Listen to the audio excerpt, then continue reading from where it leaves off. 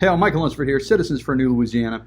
I don't know if you remember last Friday, our speaker, John Bel Edwards' speaker, Clay Schexnayder, who was elected by all 35 Democrats in the legislature and only 23 Republicans.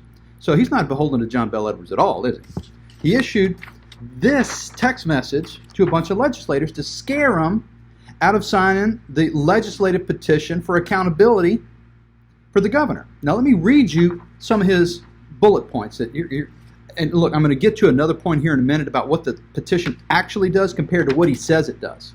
You ready? There were 5 exclamation points, but there's a 6th one down here that didn't have an exclamation point on it. Let me rattle through them real quick. If the public health emergency is canceled, they all start with that. The governor's office can no longer coordinate federal and local authorities, or can no longer coordinate with federal and local authorities. Are you kidding me? The governor's office could no longer coordinate? Okay. That's a bunch of hooey. If the emergency is canceled, the governor's office will no longer have the authority to decontaminate nursing homes. When was the last time they decontaminated a nursing home? Please enlighten me. Next, we'll no longer have the ability to procure materials. Heaven help us. We can stop spending money at the government level. Let's approve it now, because they're spending like crazy. That's not true. That if the public health emergency by the petition were actually canceled, which that's not the point of this. But if it were canceled, they wouldn't stop spending money. Are you kidding me? Oh, this is a good one. If the emergency is canceled, the facilities currently treating patients could be subject to civil liabilities or injury or death of a patient. So right now, because we're in a public health emergency, if an ambulance backs up over somebody at the hospital and kills them, they're no longer liable. That's effectively what this says. Because there's a public health emergency, if they screw everything up, they're having open heart surgery and they cut somebody's heart out and they die, well, they're not liable because there's an emergency going on. Come on, please. Another one.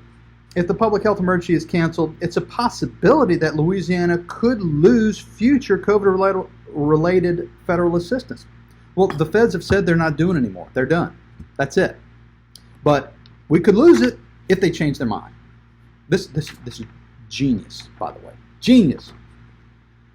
The final one that doesn't have the exclamation point said that if the emergency is canceled, insurance companies won't have to pay for treatment.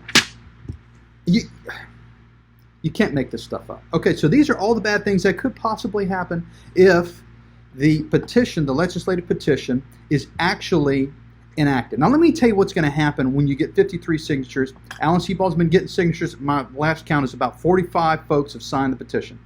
So what happens when the petition is signed?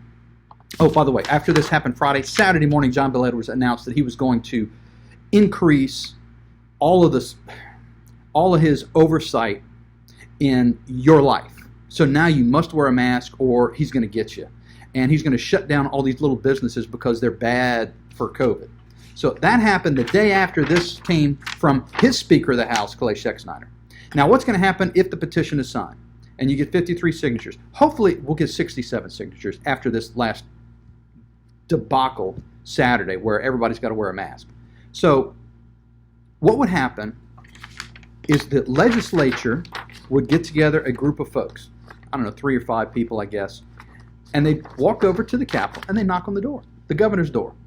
Governor, let's talk. Let's have a conversation about all the stuff you're doing. Because right now, without the 53 signatures, there's no legislative oversight to this process at all. The governor can just continue this emergency until who knows when. And technically, if you want to get into all the conspiracy theories, he could delay the election in 4 years. Just keep going, keep going. This is insanity. So now we'll have legislative representation in the governor's office that will say, Governor, I think we need to change some of these crazy rules you're doing. Let's start. And this is my idea of what would happen in this meeting. I'm not certainly not part of the legislature. I'm not sure how this would exactly go. But my guess is they'd say, look, we want you to include in your proclamation that each parish must also proclaim that they accept or reject a portion of your proclamation. So in other words, if there's a mask mandate in Seabaugh Parish, which has like one case, one. Now everybody in the whole parish has to wear a mask.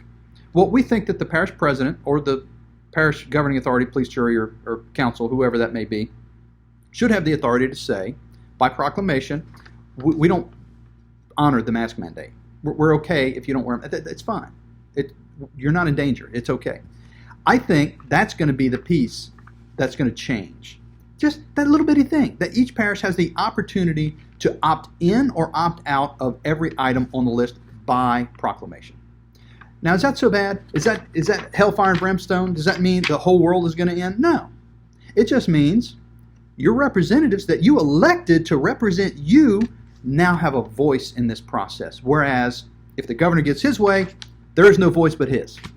And that's not the way this is supposed to work. So call your legislator, tell them, sign the legislative petition. It's popularly known as the Seabaugh petition.